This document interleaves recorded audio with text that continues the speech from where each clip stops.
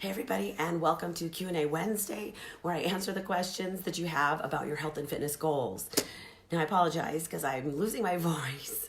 I think just all this stuff that's going around, the colds and whatnot, I think I've just caught it and my body's fighting it. Fortunately, I have a really strong immune system, but I don't have a voice. So we'll just do the best we can, and once it just gives out, then I guess we'll be done today. So we're talking today about a really important topic because a lot of people come back and ask me about what supplements they should be taking. And of course, my first answer is, I really feel like you should get the majority of your nutrients through real food.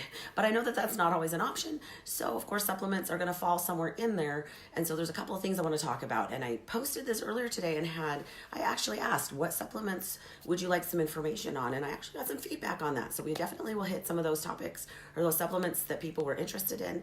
And then if anybody pops up and has some questions, we'll do that as well. So again, I apologize. I just don't have a voice, but I'll do the best I can. First of all, today I want to thank my good friend Ashley Arguello for the extra hair. Sometimes we have to do that, adding some hair things. So I once heard somebody say, if you haven't gotten a compliment on your hair in at least a month, you should probably cut it off, add some, do something with it. So, that's what I'm doing.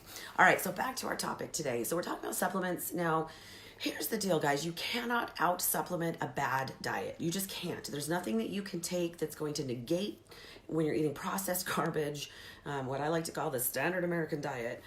There's nothing that's going to negate that. So really, it starts with what you're eating on a regular basis, which is what the word diet is supposed to connotate. It's supposed to be what you eat on a regular basis to fuel your body. And of course, we when we think of diet, we think of sacrifice and, eating like basically starving, which is silly. So, making sure that you're getting the right foods, because we don't just eat food for the calories, right? We're eating food for the fuel of it, which calories, energy, but we're eating it for the nutrients. If you think about food as being information to our body, that makes a whole lot of sense. I just read that in one of the books I'm currently reading.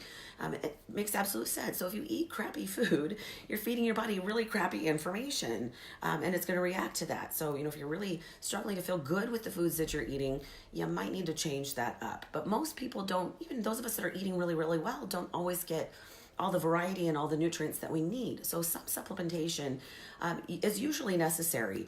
And usually when I work with a new client, I give them a list of, a good multivitamin, which we'll talk about today, maybe a good whey protein powder, which we'll also talk about today.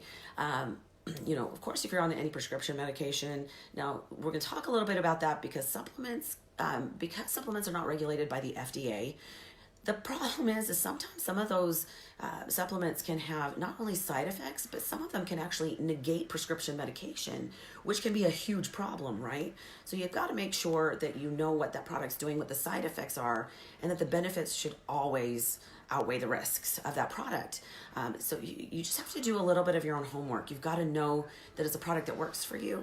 You might just have to do some research. I call it doing due diligence. You should know everything you're putting in your body and what it's doing and why you're taking it. Don't just take it because your buddy says that, hey, this helps you grow muscle faster. So what? He could be full of crap. You got to make sure that you know what you're talking about. So that's the most important thing.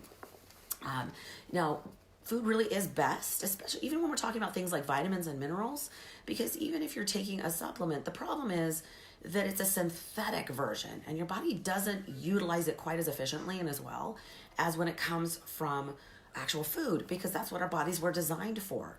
So even if it's a product, we get all these processed products that say enriched with, and then these vitamins and minerals. Well, that's fantastic. But first of all, it doesn't slow down the fact that it's a processed food and it's going to hit our system as sugar, but it's also synthetic. We don't know that the quality of that is really going to do what it's supposed to do or what they say that it's going to do. So again, there's a balance there. Just have some common sense here. If it's from food, from vegetables, from the nutrients. Now, here's the downside to that. In this day and age where a lot of our soils are becoming depleted with minerals and nutrients, you're not always getting the minerals and nutrients that you're hoping from those things that we grow. So you have to make sure that they're done in a way that's, fertilized. And yeah, there's a lot more to that. Just be smart about that. Okay, so let's talk about, so again, do your homework. You got to know, if you're starting to take, product A by brand Z, you got to know what it is, what it's supposed to do. We're going to talk a little bit about fat burners, because I think that's so funny that that's what we call them. Because that can actually be a problem for a lot of people. You know, if you have if you are sensitive to I can't even think today, to any, like to caffeine and to stimulants, that's what I was trying to say, you know, that might not be a great option for you. You know, if you tend to, you know, get that heart flutter and jittery and maybe a headache from caffeine, you got to be really careful that you're not taking products that maybe that's what the issue is, you know, you're taking something that your body can't handle. So, because the supplement companies are not regulated by the FDA, what they do is they leave it up to the company that produces them to be basically in charge of that, which I find totally counterproductive, because in some instances there have actually been studies, research, and even lawsuits against companies that you know, they've come, independent studies come through and looked at certain products and not only have not found what's supposed to be in the supplement or the vitamin, but they've actually found allergens such as wheat or gluten, soy. You know, a lot of those products contain fillers that it could be a problem. You know, if you're allergic to something or really sensitive to something, and you're having complications from taking a vitamin, it may be because it's not really what it is. So again, you've got to do some research. The company that you purchase from should be reputable. It should be qualified. A lot of them now will actually do, you know, that testing, so they can show that what they say is in the product is actually in the product, is an independent company that comes through and does that. So just know that you're getting the right kind of product. It should be, it's not gonna be cheap, guys. It's not, don't pick the cheapest brand just because, you know, I need some vitamin C. Let's just pick what's cheap. It's also not a license to eat, you know, if some is good, more must be better. There can be a problem with that. In certain vitamins and minerals, you can have a toxic effect. So you have to be careful that you're not taking too much of it. That's why they have a recommended daily allowance, an upper level limit. Granted, those are a little sketchy only because it's done from a really broad range of people, children, elderly, sick. You know, there's a little too much going on there, but at least it gives you a good idea of how much you should be taking of that. Okay, so again, make sure that you know the products that you're taking really, really well. The other thing is you really do get what you pay for. So, you know, I remember my first attempt at using protein powder. We used to use the inexpensive brand that Walmart carries, that Fortress, I believe it's called. First of all, it's gritty. It tastes kind of grody. It's cheap for a reason. It's got a lot of fillers in there. It's not your best product. No offense if that's something that you use. And granted, I fully believe that you use up what you have. So, but you know, something that is going to be a better product for you, again, do your research. Now, just because it's more expensive doesn't necessarily make it a better product. I know a couple of health food stores, vitamin companies, whatever you want to call them, vitamin stores that like to promote some pretty expensive product. That's not always necessary. So again, sometimes it's just the label, right? It's kind of like buying a Mercedes versus a Kia. You know, make sure that you're comparing apples to apples. That's really important there. So really quickly, I did have someone ask about how to figure out whether which supplements you can take when you have allergies. So that's going to be kind of a tough one, because number one, you have to learn to read the ingredient list, not just the supplement label. Supplement label, even on food, those labels do not give you enough information. You have to learn to read the ingredient list. You might actually want to run those by your primary care provider and do some research. You could go online and, you know, see if there's any contraindications, which means if you're allergic to this, you probably shouldn't utilize this. Making sure that that's not something that you're going to have an allergic reaction or an intolerance for. So, and again, if it contains a bunch of fillers and extra stuff, and it might not even be the vitamin itself, it could be what the other things are that it contains. So again, you might have to check with your doctor, do some reading, do some research. You know, of course, if something gives you a reaction, stop taking it immediately, because of course that's telling you something. If you learn to listen, oh, Kathy wants to know if I have extensions. Yes, I just got extensions. Okay, just forgot what I was just gonna say. That's okay. So let's talk a little bit about, really quick, I just want to mention that because the FDA does not regulate supplements, part of the problem is too is that a lot of the products are just fraudulent, period. Like, they don't do what they say they're going to do, and a lot of times that's usually less of the problem than products that promise these great big claims, but really don't follow through on that. Like, I mean, they try to make it sound bigger and better than it really is. Kind of like all these food products now promote certain things as being healthy when they're really not. It's like, well, it's organic. I know, but organic carbs are still carbs. It's crazy how they get away with that. So again, be careful of what you're utilizing. I'd like to talk about fat burners because that's probably one of the biggest ones that people ask me about. We are going to cover a couple of other things. If you have some questions, you can always ask down below. But fat burners I find really funny because they're not really fat burners. They're called thermogenics, which just means that it helps you to burn a few more calories. Now, the problem with that is, number one, it will not negate the pizza and beer you just had last night. It doesn't work that way. Unfortunately, thermogenics only have about a 50 to 100 calorie swing. So from research, it shows that passively they only burn about 50 extra calories a day. Again, that's not enough to negate the pizza you just ate. So unless you are eating super, super clean and you're eating the right amount of calories and macros for your goals, sorry, I got like a hair in my mouth. It's probably because I'm playing with my hair.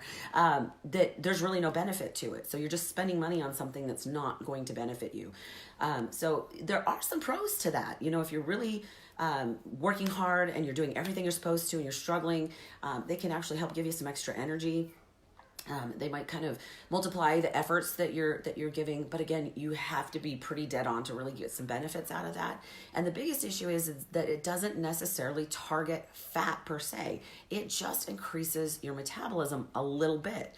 But depending on what you're eating, that's what it's going to burn. So if you're eating a whole lot of carbohydrates, that's what it's burning. It's burning what you're eating, not the fat, which is what you're trying to burn in the first place. So you actually have to teach your body to become fat adapted and burn that fat as energy in order for your body to know that it's even supposed to use it as a fuel. So if you consistently are eating too many carbohydrates and spiking your insulin, you're actually having the opposite effect.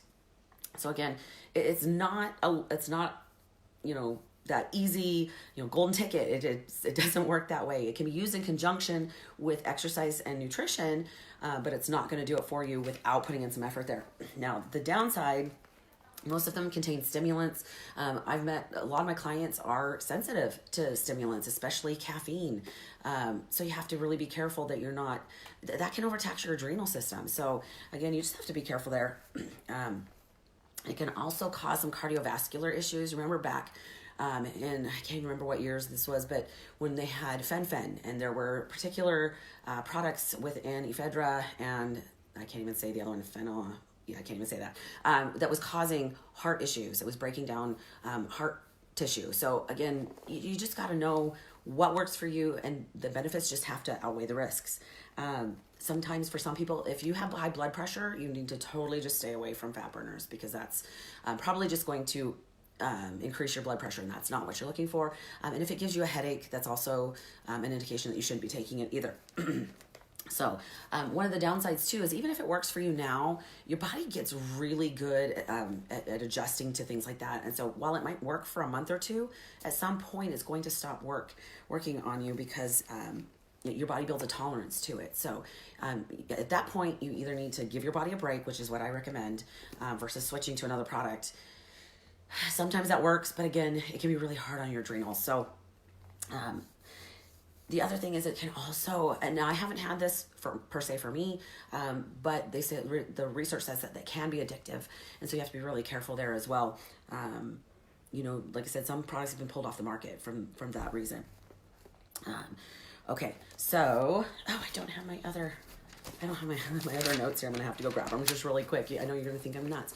I moved my office to another space location, so I'm kind of here and there these days, and I left my paper sitting there. So I'm going to go grab my other sheet. Give me a second. I know there's going to be a block where I'm not there, so just give me a second. I'll be right back.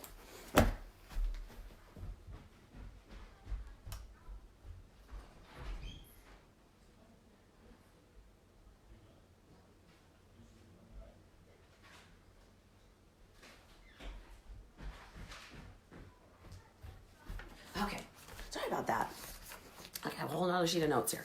Let me just take a drink. My poor throat is super dry. Okay, so I want to talk about creatine. Creatine is a fairly popular product that people use, especially when they're trying to build muscle or for athletes who have high intensity activities. In the beginning, I believe, if I remember correctly, the research that I read talked about how they they kind of attributed it in the beginning to to blood doping, or it was kind of, they put it in the same category as steroids, but after time and some research and checking it out, they've deemed it safe for people, and it's no longer considered that, which is a good thing. There's definitely some benefits. We actually do get creatine from some of the foods that we eat. And that's beneficial to our body. So some of the benefits of creatine is that it helps muscle cells produce more energy. So again, good for workouts. Improves high intensity exercise performance. So athletes who are doing power type sports, whether it's like basketball, football, helps speed muscle growth. That was, I think, one of the reasons that they were concerned. There is some research that also shows that it may lower blood sugar levels. So don't know as much about that. Just started reading into that, but that's definitely something I'm going to check out because I find all of this fascinating. I've just, in my 40s, I've become a biologist. Who knew? It also can help reduce fatigue, which anyone who's done a really hard workout appreciates. And of course, it has been deemed safe for use in most people. So I know that some people like to do kind of a, what do you call it? They recommend about 3 to 5 grams per day, but you can do kind of a step up where you do a little bit more for the first few days to get it in your system. You do want to keep it in your system so that it helps over time. So it's pretty easy to find information on that. There are a couple different types of creatine, but usually the most common one is the creatine monohydrate. All right, let's talk about protein. Now, I'm talking about protein powder as a supplement. I used to be super, super big on, okay, you did your workout, you got to drink some protein, drink the shake. Yes and no. At this point, if you're eating enough protein in your nutrition, your meal plan, your diet, whatever you want to call it, you don't necessarily need a protein shake. What I like about a protein shake is it is specifically designed to give you the essential aminos that you need in order to build muscle. Basically, it's a complete protein, like an egg. However, a lot of people like to start replacing most of their meals with a protein shake, and that can be a problem because, number one, your body doesn't have to work as hard or heat up as hot in order to break it down. Realize that it's still considered a processed product because, of course, it's processed, right? It's broken down into a product that can be easily absorbed and digested by our system. Now, there's 3 types of protein, and they're all processed a little bit differently. The most common is the protein, the whey concentrate, right? Which is what the majority of people get. It's the least expensive. You still want to get a good product. I always look for something that's low carbohydrate, low fat, definitely low sugar, and that contains all the things that I know that it needs. So, again, make sure you're reading the labels, make sure you're reading the ingredient list, make sure you know what you're looking for. But then you also have an isolate, which is a little bit more processed and broken down. And if you are lactose intolerant, now I personally am extremely lactose intolerant, but I don't really even have problems with just the concentrate. Primarily these days, though, I use an isolate. My isolate contains no carbs, no fats. It's just protein. However, if you're drinking it post-workout, you actually want it to have a little bit of carbohydrates. It's the one time you kind of do want to spike your insulin because it's going to shuttle the carbohydrates to your muscle, not to your fat stores. So again, the combination, it depends on what your goals are and what you're trying to accomplish. But then you also have a hydroxylate, which is broken down even more than that. Again, they're both really good if you find that you're lactose intolerant to a concentrate. But of course, the more processed it is, the more expensive it is. So just keep that in mind that, when you're looking for that, it's going to be a bit more expensive. Yeah, so that's, and really, honestly, what I tell people is find something that you actually like the taste and the flavor, which isn't always easy. Because that's a big part of it. I'm a flavor girl. Like if I don't do anything fruit punch.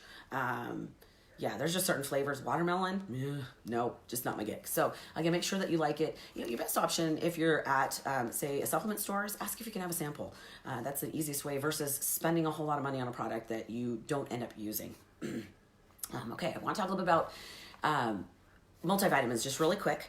And then we're gonna talk about digestive supplements. And then if anybody else has questions, please ask. I know this is gonna be a little bit longer one because I had some very specific things to talk about. But a multivitamin, that's a pretty easy one. Number one, whatever you're taking you're not gonna get what you need in just one pill. I highly recommend that it's not a pressed pill, that's solid, because your body tends to absorb less of that. The problem is with what we eat and what we think we're getting is it's not what we eat, or it's not what we take in, it's what we absorb.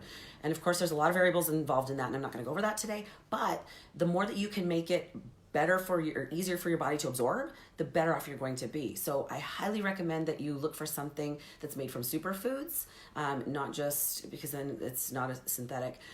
Your body will better absorb it, better utilize it. It's just a better product. And if you're getting something that has everything that you really need, it's going to be more than one pill. It's usually going to be a pack. Now, that being said, I've used many different things over the years. It's unfortunate Kirkland brand used to make one through Costco that was an active option that was really great. There's a couple other brands that I've used that were great products. Right now, the only one I can find, it's a little pricey, but it's amazing, and it contains everything. It's from superfoods. Great product. I was spending several $100s through Costco every month for what this has in just one pill pack. And if you're interested in that, let me know and I'll send you a link to that.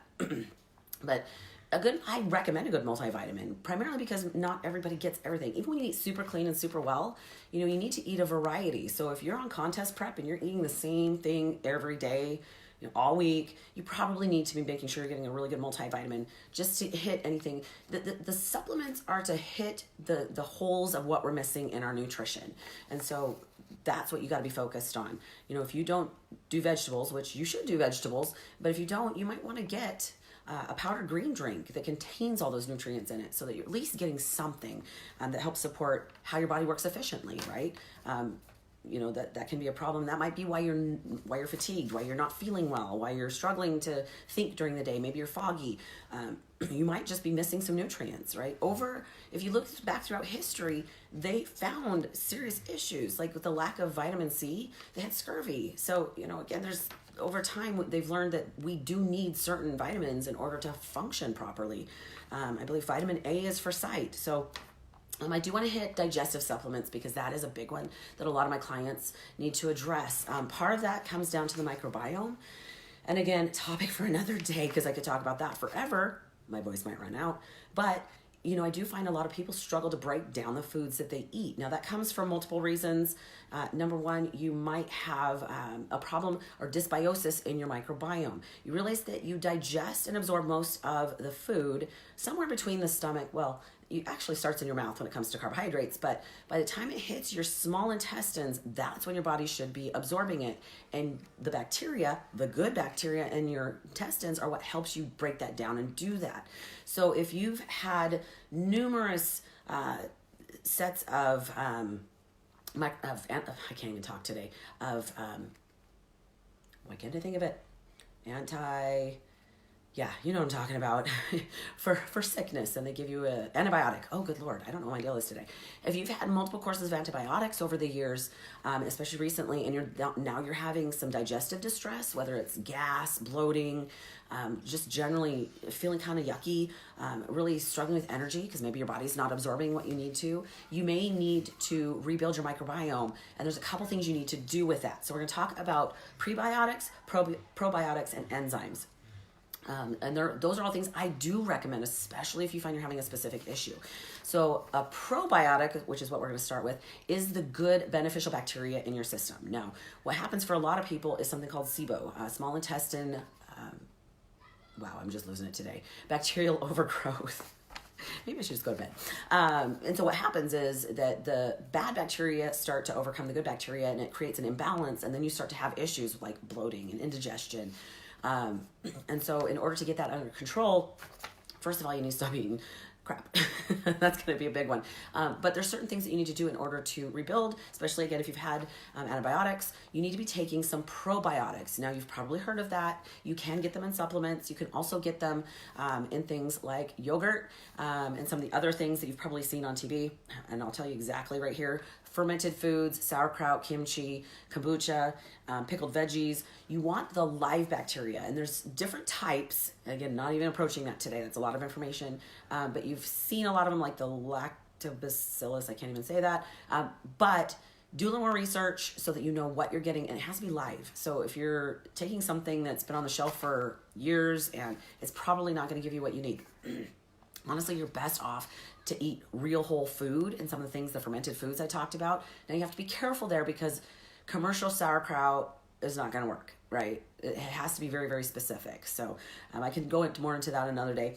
Prebiotics is what feeds the good bacteria. So you got to make sure that once you've built those bacteria in your system, in your gut, you actually have to feed them. Now, probiotics more important than prebiotics, but prebiotics can speed up the beneficial process. So that's basically your fiber, right? That can come from vegetables, things like onions, garlic, honey, believe it or not, bananas, apple skins. So there's things that you can do. Honestly, just think fiber.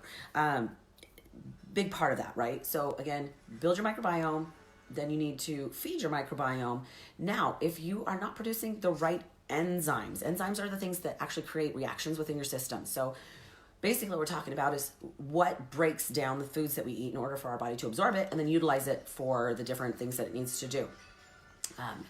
Things like amylase, which breaks down starches and carbohydrates, usually starts in the mouth as soon as you start to look at food. That's when your mouth waters. So that starts the breakdown of the starches. Lipase is for fats.